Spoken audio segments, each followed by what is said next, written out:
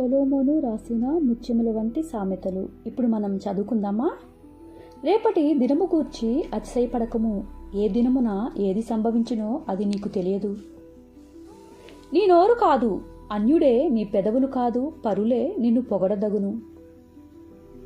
రాయి బరువు, ఇసుక భారము, మూడుని కోపము ఆ రెండిటికంటే బరువు. క్రోధము క్రూరమైనది, కోపము వరదవలే పొర్లునది, రోషము ఎదుట ఎవడు నిలువగలడు? లోపల ప్రేమించుట కంటే బహిరంగంగా గద్దించుట మేలు. మేలును కోరి స్నేహితుడు గాయములు చేయును, పగవాడు లెక్కలేని ముద్దులు పెట్టును. కడుపు నిండినవాడు తేనె పట్టునైనను త్రొక్కివేయును, ఆకలి గొనిన వానికి చేదు వస్తువైనను తీయగా నుండును. తన ఇల్లు విడిచి తిరుగువాడు గూడు విడిచి తిరుగు పక్షితో సమానుడు. తైలమును అత్తరును హృదయమును సంతోషపరచునట్లు చెలికాని హృదయములో నుండి వచ్చు మధురమైన మాటలు హృదయమును సంతోషపరచును. నీ స్నేహితునైనను నీ తండ్రి స్నేహితునైనను విడిచిపెట్టకుము. నీకు ఆపద కలిగిన దినమందు నీ సహోదరుని ఇంటికి వెళ్ళకుము. దూరములోనున్న సహోదరుని కంటే దగ్గరనున్న పొరుగువాడు వాసి. నా కుమారుడా, జ్ఞానమును సంపాదించి నా హృదయమును సంతోషపరచుము. అప్పుడు నన్ను నిందించు వారితో నేను ధైర్యంగా మాట్లాడుదును. బుద్ధిమంతుడు అపాయము వచ్చుట చూచి దాగును, జ్ఞానం లేని వారు యోచింపక ఆపదలో పడుదురు.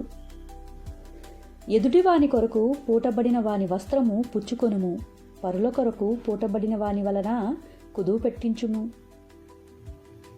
వేకువనే లేచి గొప్ప శబ్దముతో తన స్నేహితుని దీవించు వాని దీవెన వానికి శాపముగా ఎంచబడును. ముసురు దినమున ఎడదెగక కారు నీళ్లును గయ్యాలి అయిన భార్యయు సమానము. దానిని ఆపజూచువాడు గాలిని ఆపజూచువానితోనూ తన కుడి చేత నూనె పట్టుకుని వానితోనూ సమానుడు.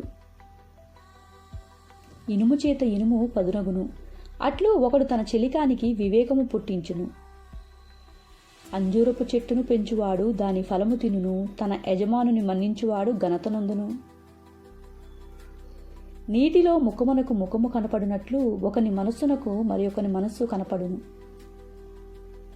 పాతాళమునకును అగాధ కూపమునకును తృప్తి కానేరదు, అలాగున నరుల దృష్టి తృప్తి కానేరదు.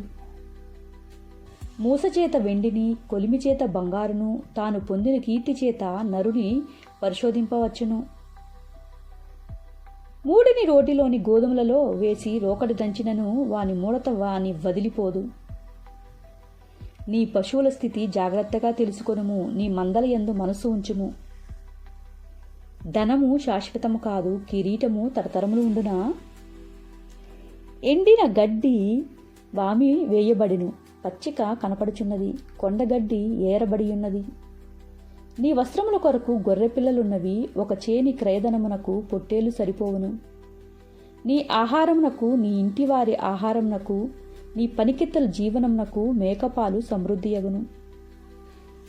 ఈ రోజుతోటి 27వ అధ్యాయం అయిపోయింది. మీరు సబ్స్క్రైబ్ చేసుకోకపోతే నా ఛానల్ని సబ్స్క్రైబ్ చేసుకోండి. మీ ఫ్రెండ్స్కి కూడా షేర్ చేస్తారని అనుకుంటున్నాను.